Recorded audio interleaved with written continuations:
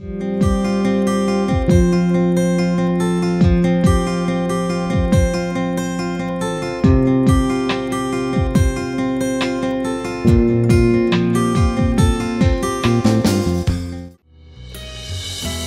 K. Sendilkumar, Assistant Professor, Department of Physics, Loganatha Narayanaswamy Government College, Ponneri, Chennai. He has done PhD in Material Science at Anna University, Chennai. He has 17 years of teaching experience. He has published 5 articles in national and international conferences and journals. He attended more than 14 conferences and workshops in all over India. Welcome to UGC lecture series. In today's lecture, let us see the subject quantum mechanics.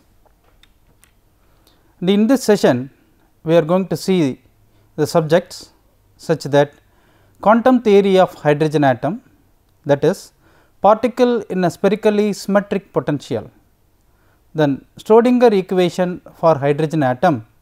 Then to solve this equation, Schrodinger equation for hydrogen atom, we have to use separation of variables. So, that also we see in details. First we will see hydrogen atom. So, before going to this hydrogen atom, we suppose to know the structure of atoms. We know atom consists of positive inner nucleus and the electrons spins and revolves around the nucleus in a specified orbit. This is called structure of atoms. Similarly, in our hydrogen atom also we have nucleus, then electron. So, that detail of structure of hydrogen atom, then quantum mechanical approach of hydrogen atom we will see here. Symmetry suggests spherical polar coordinates to designate the hydrogen atom equation in quantum mechanics. A hydrogen atom we know that consists of a proton, a particle of electric charge plus E, we know proton charge is plus E, and an electron, a particle of a negative charge, that is minus E, which is 1836 times lighter than the proton. That means, proton is a heavier particle than the electron. How much time? 1836 times. For the sake of convenience, we shall consider the proton to be stationary. That is, proton is stationary because it is inside the nucleus. We know only electron can revolve. With the electron moving about in its vicinity, but prevented from escaping by the proton's electric field. As in the Bohr's theory, the correction for proton motion is simply a matter by replacing the electron mass m by the reduced mass m dash. We have seen Schrodinger wave equation. Here we can write the Schrodinger wave equation for the electron in 3 dimensions. So, in 3 dimension we usually write instead of this term del squared, because del squared is a Laplacian operator. Here we need to write in a expanded form. So, dou squared psi by dou x squared plus dou squared psi by dou y squared plus dou squared psi by dou z squared plus 2 m by h cross squared into E minus V into psi is equal to 0. As we know already, V is the potential energy. Here instead of potential energy we are using, here is the electric potential energy. So, electric potential energy V is equal to minus E squared by 4 pi epsilon naught r. This is equation number 2. So, let us know how we have got this equation. So, let us consider, here is charge of proton, then here is charge of electron. Suppose if it is r, the distance between these two, then the electric potential V is proportional to the product. So, plus into minus minus E into E squared divided by R. Then we can write the equation instead of this proportionality. So, minus E squared by 4 pi epsilon naught into r. So, this 1 by 4 pi epsilon naught is the proportionality constant. So, like this we have got this potential energy equation V is equal to minus E squared by 4 pi epsilon naught into r. Since V is a function of r rather than x comma y comma z, we cannot substitute this equation 2 directly into equation 1. That means, this electric potential energy V is a function of r. So, we cannot directly substitute this V term here. That is why this equation 2 cannot be substituted into 1 as in terms of r. So, one is to express V in terms of the Cartesian coordinates. We know the Cartesian coordinates in terms of x, y, z by replacing the radius vector or pointing vector or by square root of x squared plus y squared plus z squared. This we have seen already in the lower classes. The other is to express this Schrodinger equation in terms of spherical polar coordinates. Like Cartesian coordinates, we have a spherical polar coordinates in the form of r, theta and phi. So, this is a Cartesian coordinate. So, like a frame of reference x axis, y axis, z axis. So, this Cartesian coordinates and the spherical polar coordinates in terms of r, theta and phi. So, x is equal to r sin theta cos phi, y is equal to r sin theta sin phi, z is equal to r cos theta. For this radius vector r is equal to, we can write square root of x squared plus y squared plus z squared. Due to the symmetry of the physical situation, doing the second one is appropriate here. The spherical polar coordinates r, theta, phi of the point vector p we have seen in the picture have the following interpretations. Let us see the interpretations. Here r is the length of the radius vector from the origin O to the point P. So, its value is root of x squared plus y squared plus z squared. So, this r is the radius vector from the origin O to P. So, its value r is equal to square root of x squared plus y squared plus z squared. Then theta is the angle between radius vector and plus z axis. This is called zenith angle. So, this is theta, angle between this radius vector and positive z axis. So, this theta is called zenith angle and its value is cos inverse of z by root of x squared plus y squared plus z squared. We know instead of this root of x squared plus y squared plus z squared, we can write r. So, simply cos inverse z by r, it is the value of theta. Then another parameter we have phi. So, angle between the projection of the radius vector in the xy plane and the plus x axis, then this is called azimuth angle. So, this is radius vector, this is its projection. So, this projection is in xy plane. So, this is the projection plane.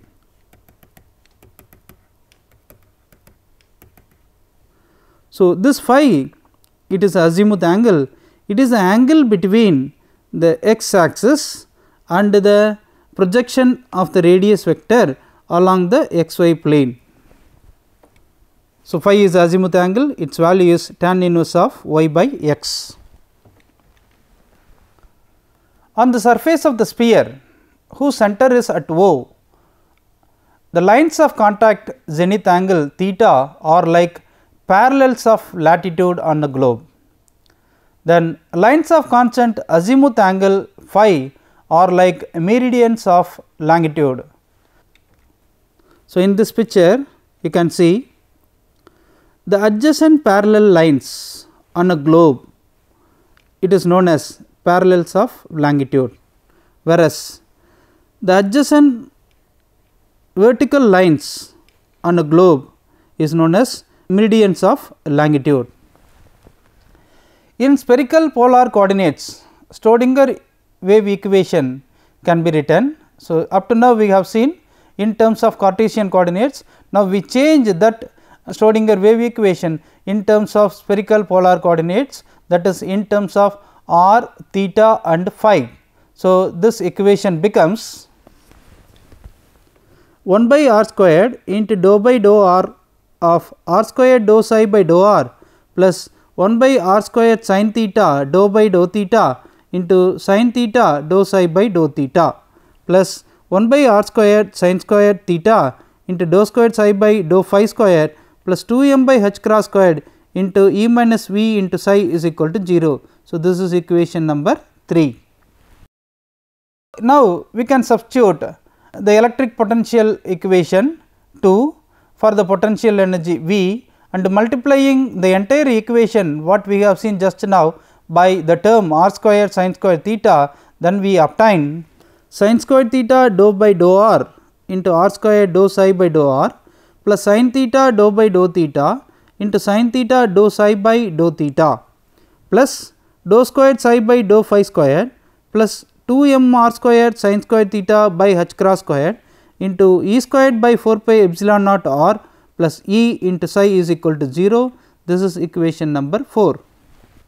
So, this equation 4 is the partial differential equation for the wave function psi of the electron in a hydrogen atom. So, together with this various conditions of the wave function psi, it must obey certain conditions. The wave function psi be normalizable and this wave function psi and its derivative must be continuous and single valued function at each point of r, theta and phi.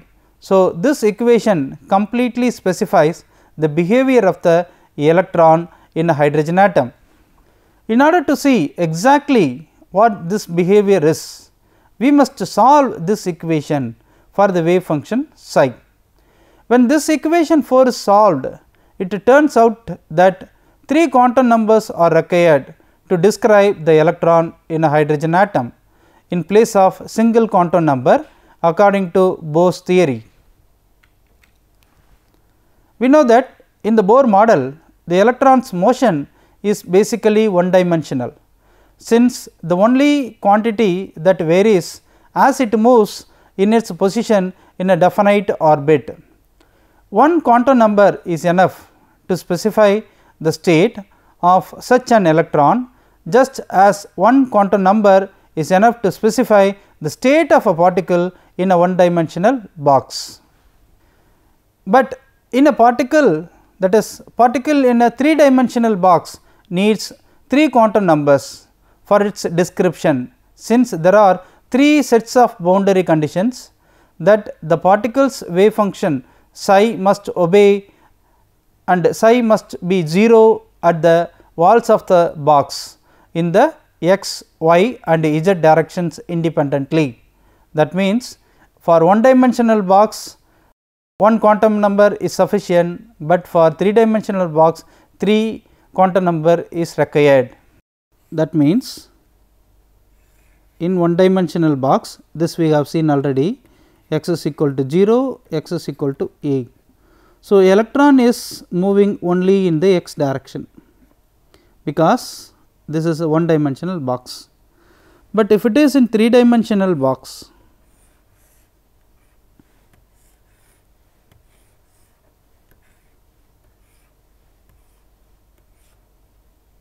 so if we have say x axis, y axis, z axis, if the particle present, we know the particle is a electron.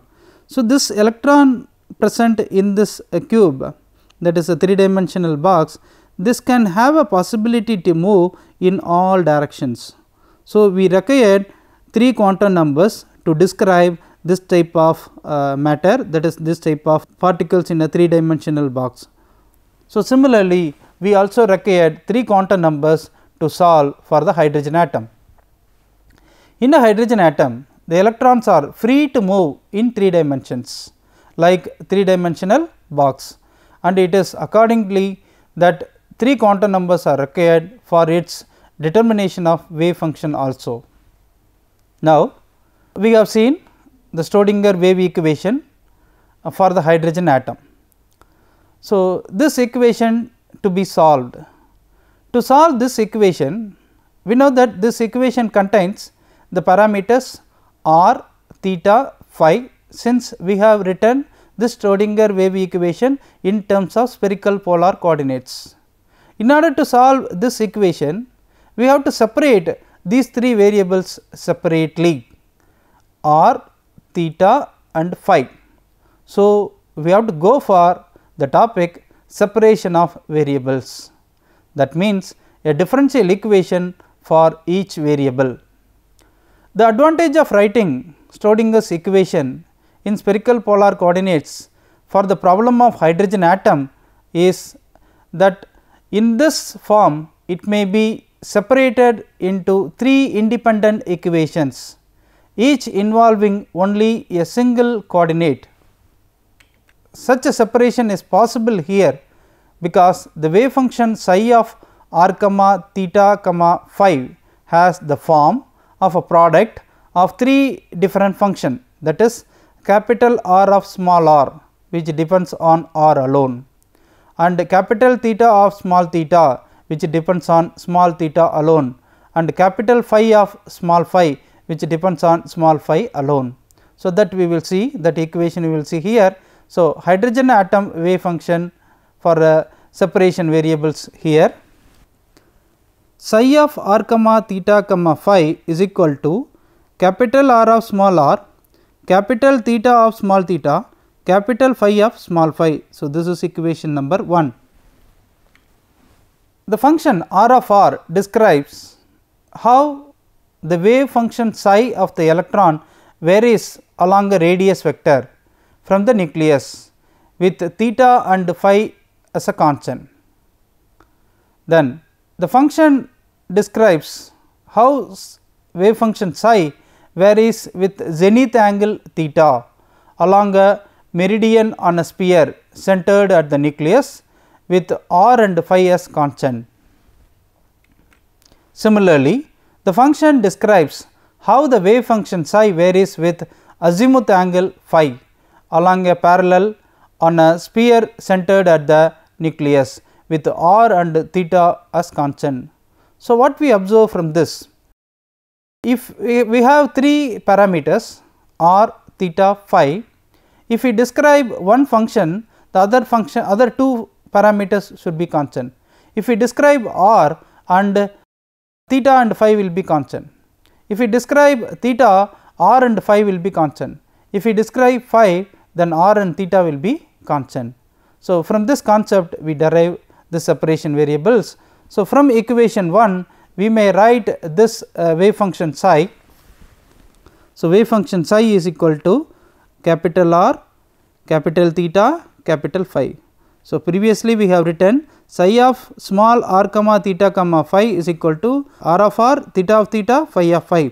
Now, we have taken only the capital letters of r, theta and phi. We see that now we can differentiate this wave function with respect to the radius vector r, with respect to the zenith angle theta, with respect to the azimuth angle phi in a second order derivative. Then we have the set of equation, set of differential equation in one derivative and second derivative. So, dou psi by dou r is equal to theta into phi dou r by dou r into capital theta into capital phi d capital R into divided by dr. Dou psi by dou theta is equal to capital R into capital phi, dou of capital theta divided by dou theta is equal to capital R capital phi into d of capital theta d theta. Then dou squared psi by dou phi squared is equal to capital R capital theta into dou squared capital phi dou phi squared is equal to capital R capital theta d squared capital phi d phi squared. The change from partial derivatives to ordinary derivatives can be made because we are assuming that each of the functions r, theta and phi depends only on the respective variables, that is small letters of r, theta and phi only. When we substitute this capital R, capital theta, capital phi for the wave function psi in a Schrodinger wave equation for the hydrogen atom and divide entire equation by this capital R, capital theta, capital phi, then we simplify. After simplifying, we get sin square theta by capital R d by dr r square d capital R by dr plus sin theta by capital theta d by d theta of sin theta d of capital theta by d theta plus 1 by phi d squared capital phi by d phi squared plus 2 m r square sin square theta by h cross squared into E squared by 4 pi epsilon naught r plus E is equal to 0. This is equation number 2. The third term in the equation 2 is a function of azimuth angle phi only, whereas the other terms are functions of r and theta only. So, in this equation, first term, second term, third term. The third term only in the function of phi, the other terms are in the function of r and theta. So, rearranging the equation 2 what we have seen here. So, sin square theta by r d by dr r square dr by dr plus sin theta by theta d by d theta of sin theta d theta by d theta plus 2 m r square sin square theta by h cross squared into E squared by 4 pi epsilon naught r plus E, that is equal to minus 1 by phi d squared phi by d phi squared. In the previous equation, this third term was in the left hand side, thus we have taken here in the right hand side. So, the negative notation here. So, this is equation number 3. This equation can be correct only if both sides of it are equal to the same constant, since they are functions of different variables. As we shall see, it is convenient to have a constant and its value to be ml squared. The differential equation for the function phi is therefore, so the right hand side term we consider as ml squared. So, minus 1 by phi d squared phi by d phi squared is equal to ml squared. This is equation number 4. Substitute this ml squared for the right hand side of this equation 3 and divide the entire equation by sin square theta and rearrange the various terms. Finally, we get 1 by r d by dr into r square dr by dr plus 2 m r squared by h cross squared E squared by 4 pi epsilon naught r plus E is equal to ml squared by sin squared theta minus 1 by theta sin theta d by d theta into sin theta d theta by d theta. This is equation number 5. Again, we have an equation in which different variables appear on each side, requiring that both sides be equal to the same constant. So, this constant we consider as L into L plus 1. So, the equation for the function theta and r are therefore ml squared by sin squared theta minus 1 by theta sin theta d by d theta into sin theta of d theta by d theta is equal to L into L plus 1, that is equation number 6. Then 1 by r into d by dr r squared dr by dr plus 2 m r squared by h cross squared into E squared by 4 pi epsilon naught r plus E, that is equal to L into L plus 1. This is equation number 7. So, equations 5, 6 and 7 what we have seen just now are usually written like this. Equation for phi is d squared phi by d phi squared plus ml squared phi is equal to 0. This is equation 8. Similarly, we can write the equation for theta. So, 1 by sin theta d by d theta into sin theta into d theta by d theta plus L into L plus 1 minus ml squared by sin squared theta into theta is equal to 0. This is equation number 9. Then similarly, we can write the equation for r. So, 1 by r squared d by dr r squared dr by dr plus 2 m by h cross squared into E squared by 4 pi epsilon naught r plus E minus L into L plus 1 by r squared into r is equal to 0. This is equation number 10. So, each of these are an ordinary differential equation for a single function of a single variable. Only the equation for r depends on potential energy V of r. Thus, we have simplified the Schrodinger equation for the hydrogen atom, which began as a partial differential equation for a wave function psi of 3 variables, namely r theta phi. Hence, the assumption is correct, and the first equation what we have written for the hydrogen atom, Schrodinger equation for hydrogen atom is valid. Now, let us summarize what are all the topics we have discussed in this session. We have seen how to describe the hydrogen atom by means of quantum theory.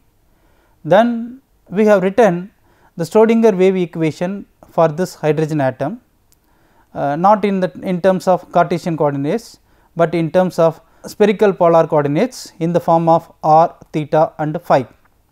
Then we have solved this equation for the further one for the quantum numbers. We have solved this Schrodinger wave equation using separation of variables, because this is the basic for the quantum numbers. From this only we will have to start what is quantum number, principal quantum number, magnetic quantum number, orbital quantum number. So, that and all we will see in the next session. So, now let us discuss what are the questions can be asked from this session. Describe the quantum theory of hydrogen atom, write the Schrodinger equation for the hydrogen atom, and detailed question, determine the solution of Schrodinger equation for the hydrogen atom by separation of variables method. The rest of the topics in the quantum mechanics subject we will see in the future sessions. Thank you.